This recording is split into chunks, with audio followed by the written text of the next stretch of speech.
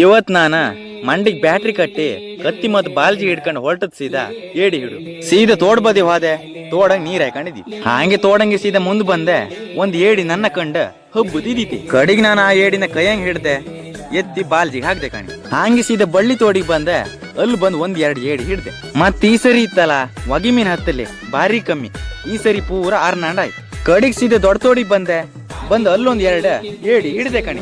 ಮತ್ತೀಗ ತೋಡಂಗ್ ನೀರಾದಷ್ಟೇ ಅಲ್ದೆ ಕಸ ಎಲ್ಲ ಸಮ ಬೋಳ್ಕಣವ ಇಲ್ಲ. ಕಾಲ ಹಾಕುಕು ಹೆದ್ರಿಕೆ ಆತ್. ಹಾವುಗಳು ಇರ್ತವ ಮಾರ್ರೆ.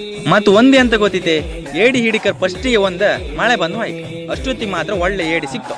ಇಲ್ದಿರಿತ್ತಲ್ಲ ಅರ್ಧ ಮೋಳದೊಳ ಹಾಕೊಂಡ್ ಕಾಂತ ಇರ್ತವ. ಹತ್ರ ಹೊರ ಕೂಡ್ಲೆ ಮೋಳದೊಳಗೆ ಹೋಪುದಿ. ಹಾಗೆ ಸೀದಾ ತೋಡಂಗೆ ಮುಂದ್ ಬತ್ತಿದ್ದೆ. ಓ ಇಲ್ಲೊಂದ್ ಒಳ್ಳೆ ಹಾವು ನೀರ್ ಒಳಗಿದೀತಿ.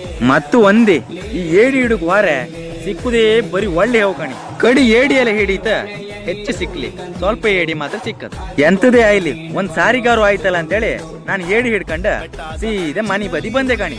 ಬತ್ತೇಕಾ?